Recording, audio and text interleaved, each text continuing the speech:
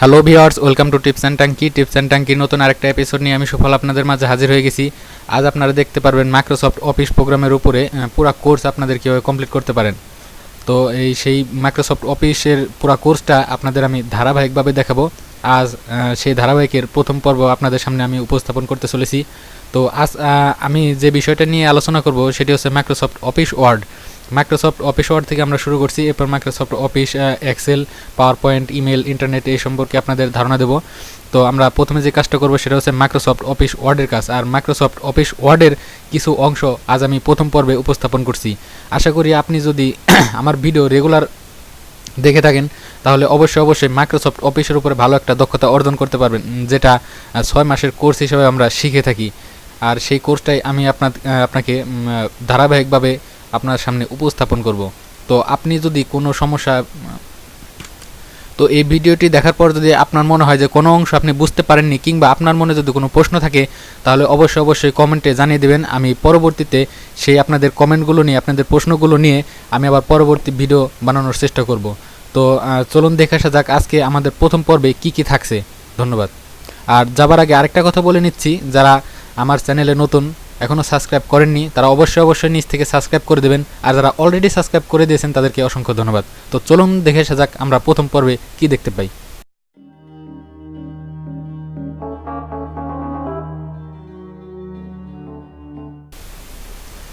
তো প্রথমে আমি মাইক্রোসফট অফিস ওয়ার্ডের যে কাজটি করব সেটি হচ্ছে কপি কাট পেস্ট, অর্থাৎ আমরা হোম থেকে কাজ করা শুরু করব, অর্থাৎ হোম, ইনসার্ট, পেজ, লেআউট এরকমভাবে আমরা কাজ করব।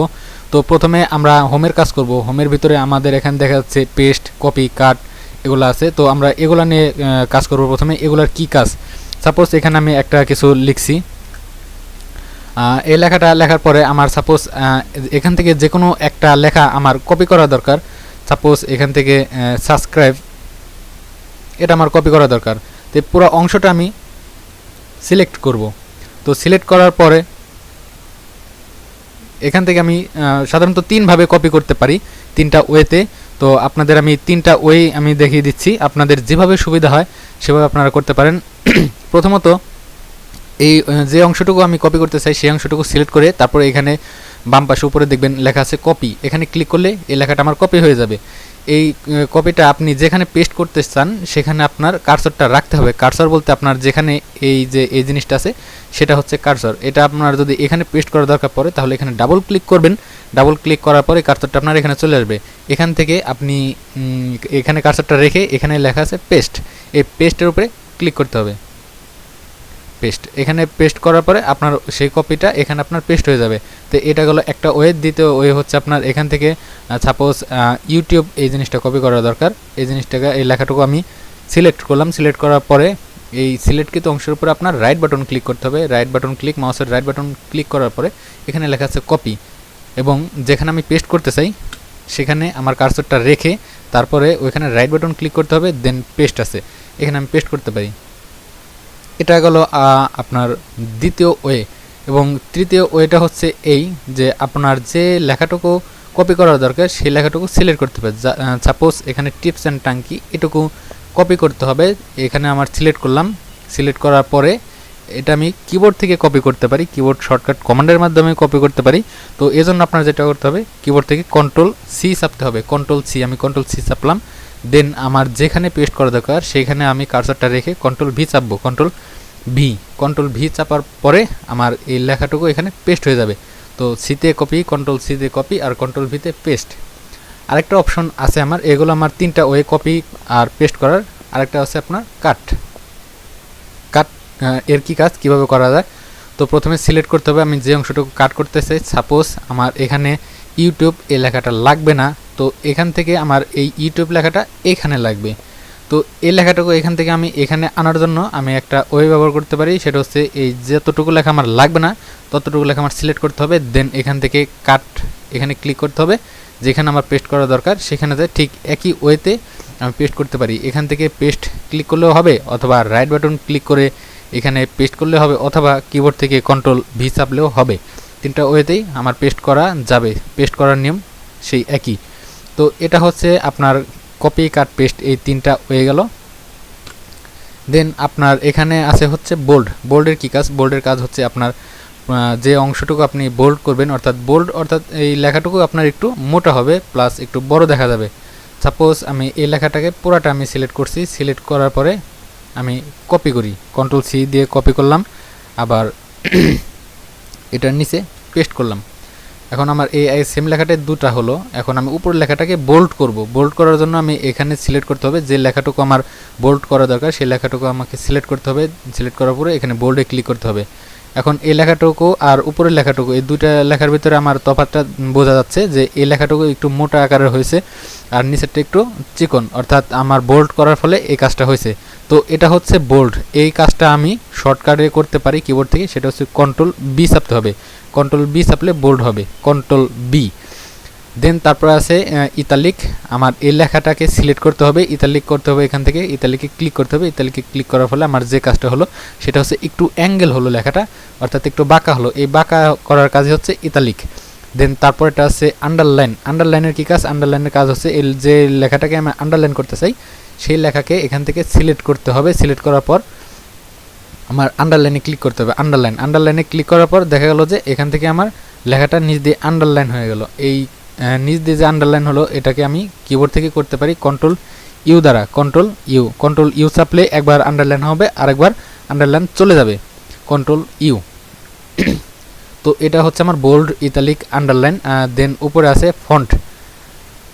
ফন্ট আমার সাধারণত আমরা যে ফন্টে লিখি সেটা হচ্ছে টাইমস নিউ রোমান, প্লাস এখানে আছে ক্যালিব্রি।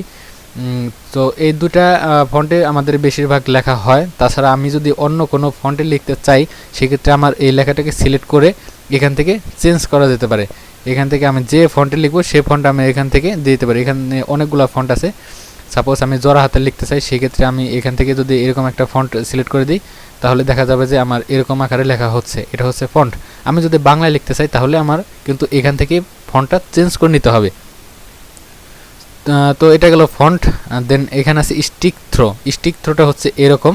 সাপোজ আমি আন্ডারলাইনটা এখানে ডিরেক্টিভ করে দিই, আন্ডারলাইন আমি বাদ দিয়ে দিলাম। তো এখানে আছে স্টিক থ্রো। স্টিক থ্রোর কাজ হচ্ছে আপনার এখান থেকে লাইনটা আমার এমন এখন ঠিক আছে। স্টিক থ্রো করলে যেটা হবে, লাইনটা মাঝখান থেকে মনে হবে যে আমি কলম দিয়ে এক দাগ দিয়ে কেটে রেখেছি, এরকম হবে। এরকম সাপোজ আমার যদি মনে হয় যে না আমার লাইনটা দরকারি, লাইনটা লাগবে, তো আমার এখান থেকে যদি আবার এখানে ক্লিক করি তাহলে আমার লাইনটা আগের মতো হয়ে যাবে। এটা হচ্ছে স্টিক থ্রো। দেন তারপরে আছে সাবস্ক্রিপ্ট অ্যান্ড সুপারস্ক্রিপ্ট।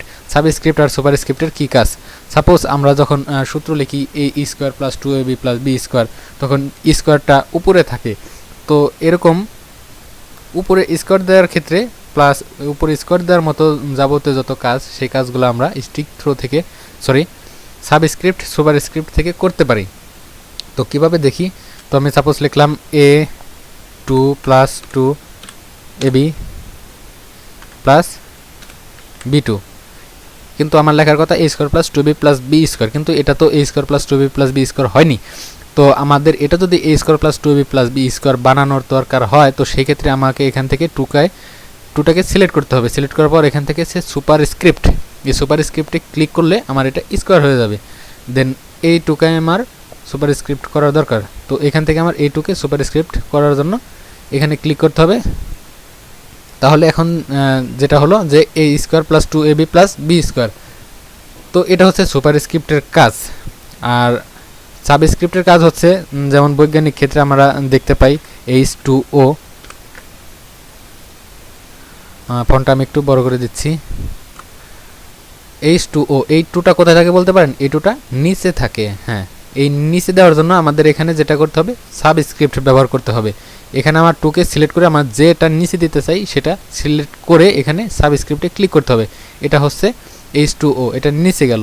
তো এটা হচ্ছে আমার সাবস্ক্রিপ্ট আর সুপারস্ক্রিপ্ট। সাবস্ক্রিপ্টের কাজ আর সুপারস্ক্রিপ্টের কাজ আমরা দেখতে পেলাম।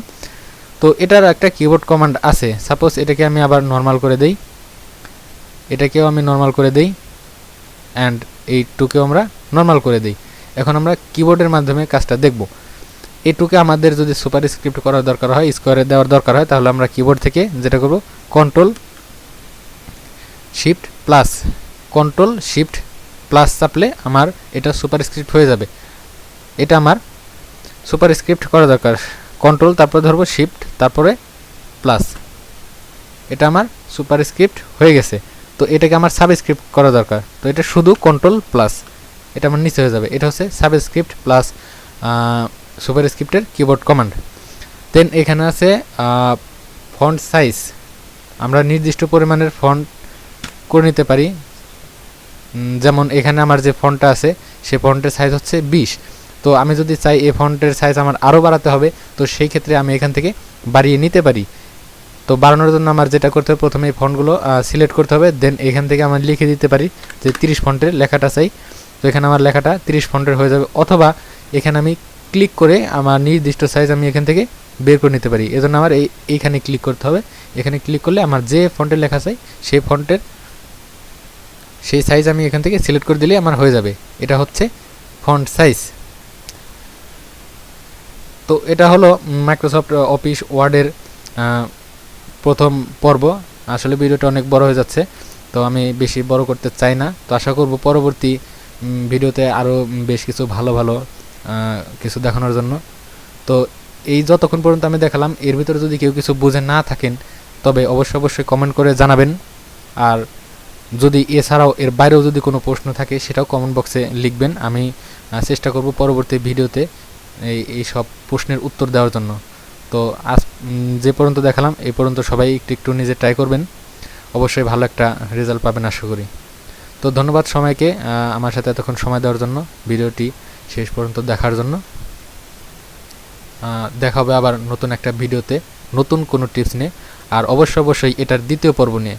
এটার দ্বিতীয় পর্ব দেখার জন্য অবশ্যই আমাদের চ্যানেলটি সাবস্ক্রাইব করতে হবে, লাইক কমেন্ট করে শেয়ার করতে হবে, তাহলে অবশ্যই আপনি পরের ভিডিওটি দেখতে পাবেন। আরেকটা কথা, যখন সাবস্ক্রাইব করবেন তখন ডান পাশ থেকে বেল আইকনটি অন করে দেবেন, তাহলে আপনার আমার পরবর্তী ভিডিওটি আপনি নোটিফিকেশনে পেয়ে যাবেন।